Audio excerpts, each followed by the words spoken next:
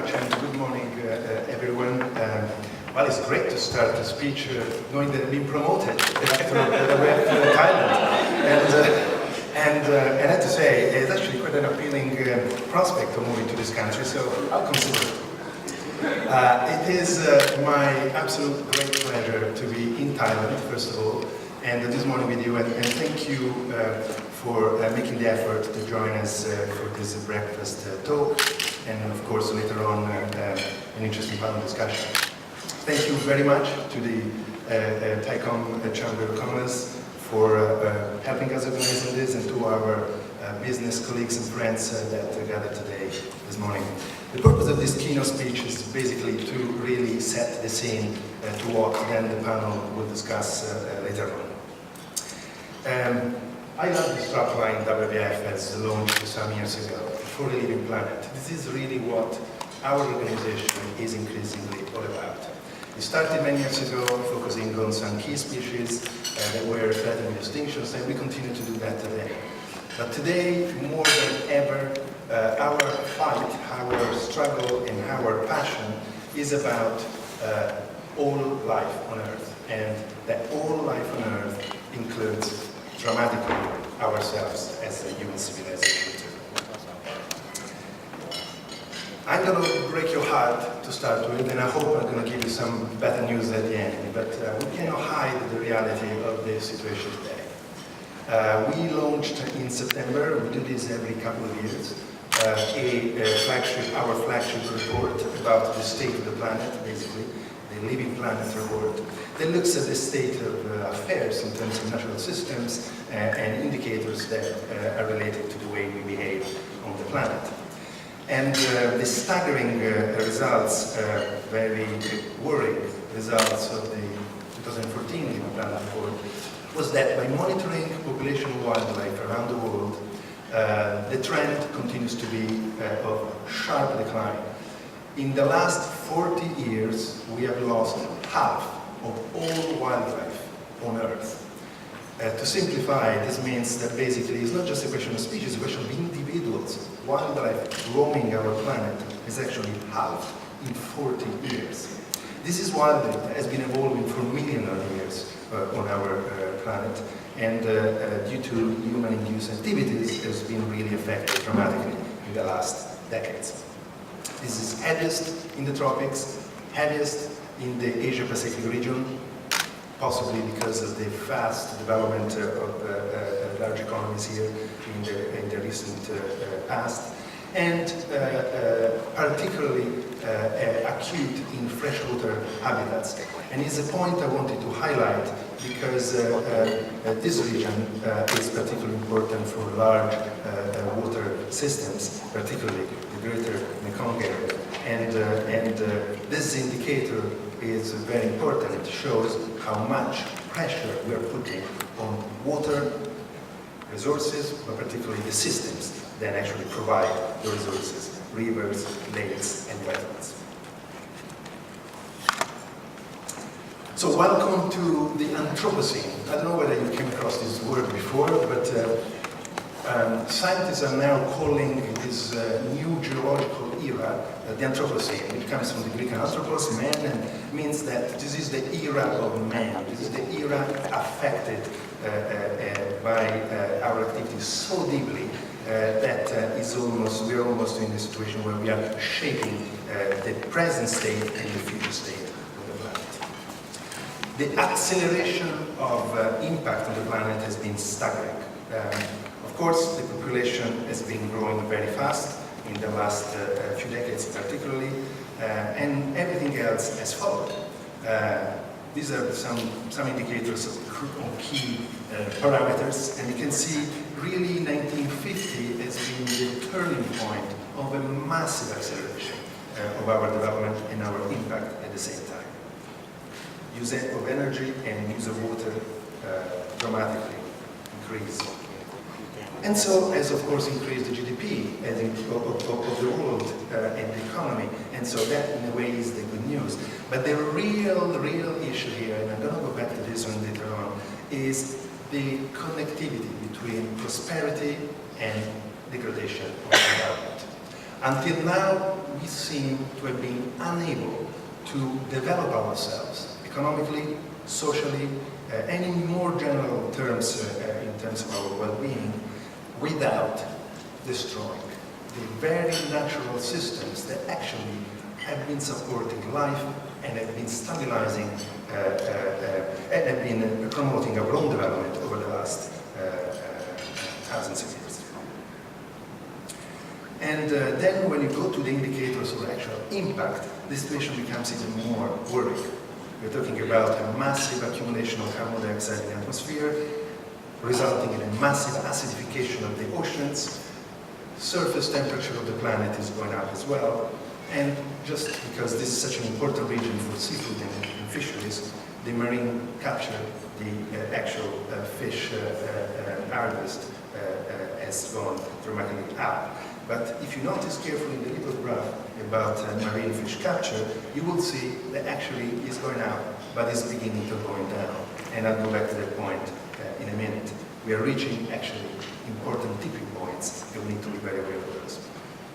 We are concentrating as WWF on species, and we are concentrating on places and ecosystems for a very simple reason. Because these are, on one hand, the very, very foundation of everything that makes the planet work. When you look at the sea, when you look at the forest, you see blue, you see green. Actually, this blue and this green colors are made of a complex web of life, of a web of life that is made of thousands and thousands of species interacting with each other, making these systems function, being productive, and ultimately be the foundation of our own economy, food security, and well-being. They're also the indicator of how we behave on the planet. If species go down, if environment and habitats and places like forests and rivers and coral reefs are disappearing, this is also a very clear indication of how unsustainably we're managing our own style of life on the planet. And nature and species and places is not just about their beauty, it's not just about the fact they're producing important overall services to us, clean water, clean air. They're actually even more clearly directly connected to our social economic development. We're talking about real resources produced by these ecosystems that are absolutely the foundation for our economic system. Take the ocean, for example. Fish is a major component of a global plan for food security of the planet. 1 billion people are depending directly on protein intake from the sea. 500 million people are depending on these fisheries industries for their job globally. And probably more than half of the population of the planet, 3+ billion people, are depending on sea resources, not just for food, but for healthy food as well. This is why this is all connected. Nature, social development, economic development. This is just one big interconnected system. And finally, I think we're beginning to understand that. We've been treating these three spheres in isolation until now. We've been concentrating on protecting nature, little places here and there. We've been concentrating in a completely different way on the social development, and we have been concentrating again in a very completely different way and with different stakeholders involved on the economic development. Now, these three areas are actually beginning to come together. We are realizing their interconnectivity, and this is absolutely crucial. Today, we're just not sustainable. We heard that before, but I think it's important to remind ourselves.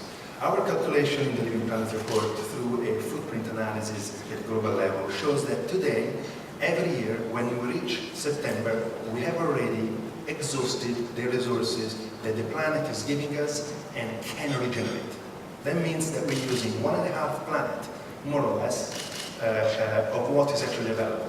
And that means we are eroding the capital, the natural capital that the planet is able to provide us, and we are moving towards basically an ecological, but also an economical global bankruptcy if we continue to move in that direction. We have passed some important planetary boundaries. The planet is not infinite, it's finite, and we know that. You remember the famous astronaut that for the first time saw the planet Earth from space, and his comments about how small and fragile it looked. And it's true, and we know that now, more than ever. Science is clear. The science is clear, and we have passed the denial phase of saying, oh no, resources are still abundant and the planet will continue to be generous to us. No, we know that we're reaching some critical points and we are actually beyond the boundaries of the planet can offer us and regenerate on a sustainable manner. Basically, the challenge is very clear.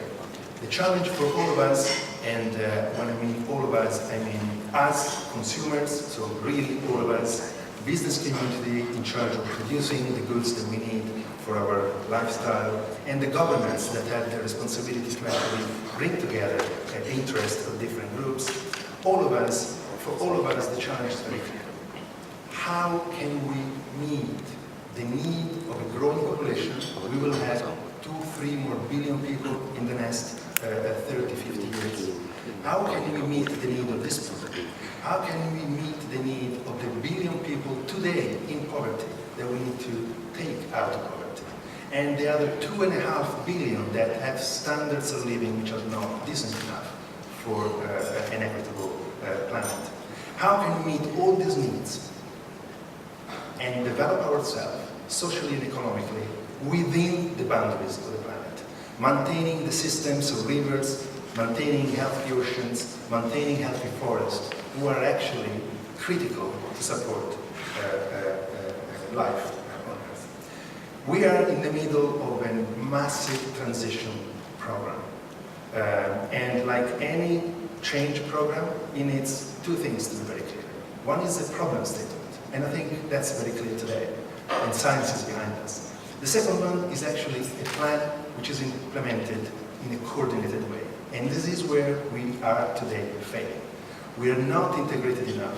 We are not coordinated enough within the sectors, public, private, NGO, and particularly across the world when it comes to really give global answers to global challenges.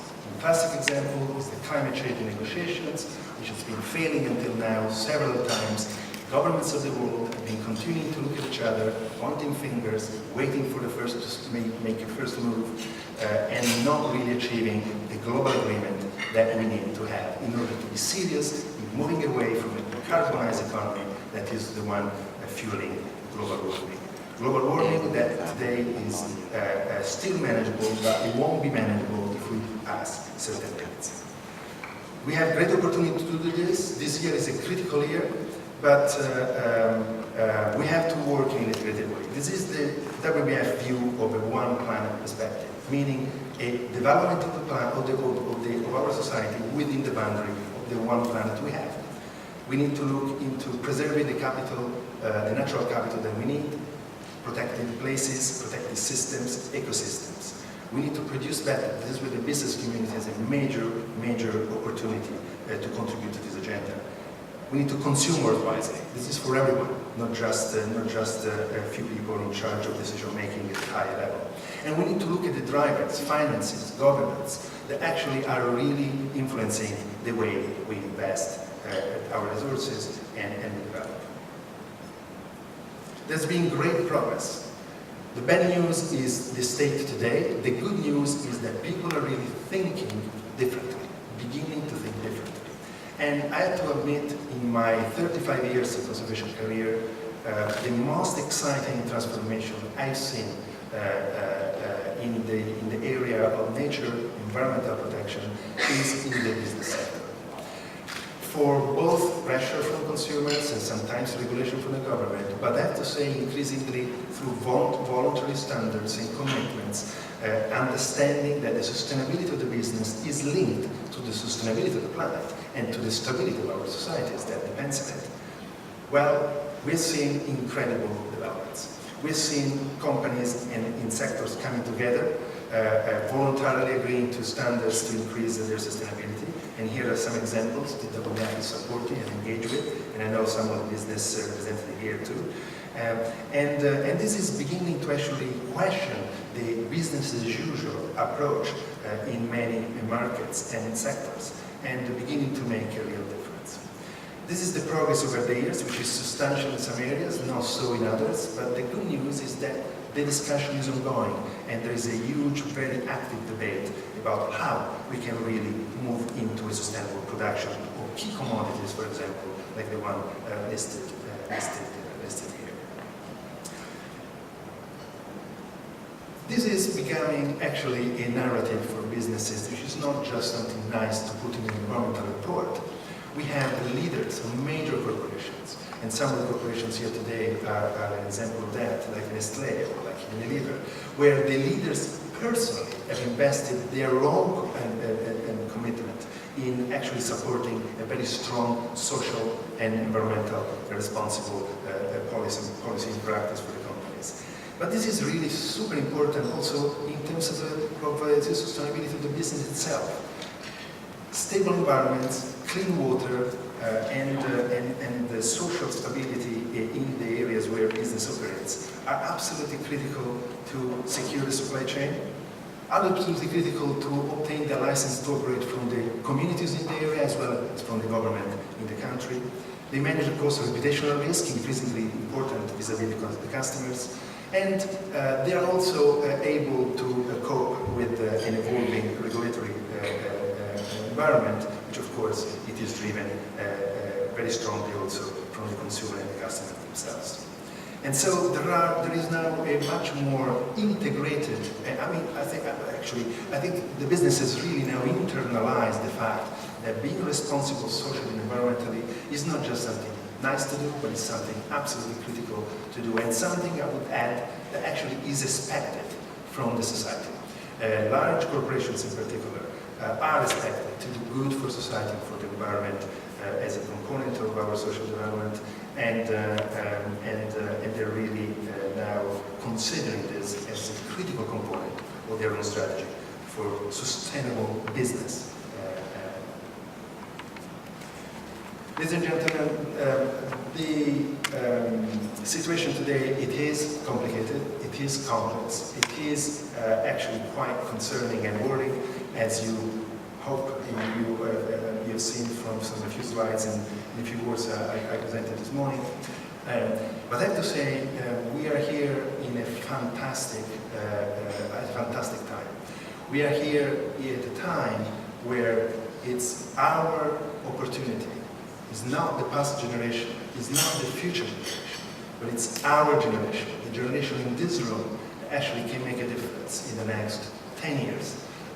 This is the window we have to really turn the tide of the major environmental degradation crisis we're facing and learn using technology, using commitment, and using collaboration between different sectors to actually move into a completely different paradigm.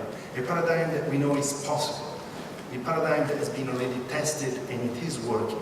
We need to get that at scale, we need to build on the good pilots and the excitement and the passion and the innovation that we see around us. And this is the opportunity for this generation to leave a living planet to ourselves, to our children, and to all life on Earth. Thank you very much.